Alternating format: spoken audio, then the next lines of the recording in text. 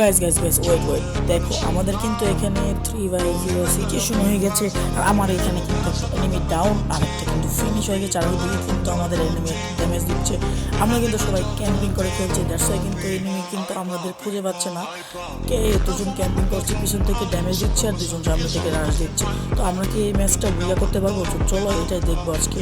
আর ওই এনিমি কিন্তু আমাকে অনেক ডিস্টার্ব করছে। তো চলো দেখি শেষ পর্যন্ত কার হাতে মারা যায়।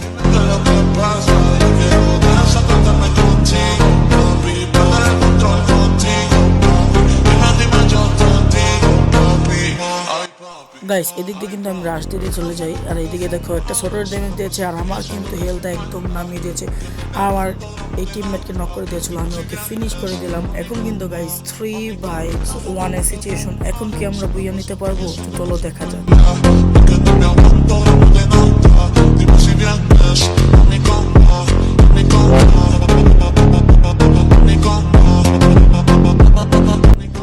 কিন্তু গাইস একটা এনিমিকে পেয়ে কিন্তু আমি ডাইরেক্ট নক করে ফিনিশ করে দিয়ে ফেললাম। ওরা কিন্তু গাইস অনেকটাই ক্যাম্পিং করে খেলছে, এর জন্য কিন্তু ওদের খুঁজে পাওয়া যাচ্ছে না। এখন কিন্তু 2/4 সিচুয়েশন হয়ে গিয়েছে। আর আমরা কি এই ম্যাচটা বুয়ে করতে পারবো?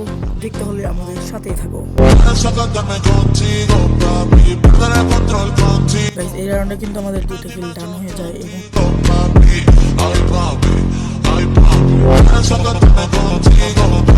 ভাই দেখো বারবার শুধু আমার সাথে এমন হয়, আমি 2টারে নক করছি, দুইটার ড্যামেজ দিয়েছি, 2টাই কিন্তু কিল ওরা চুরি করে নিয়েছে। ভাই এটা কেন?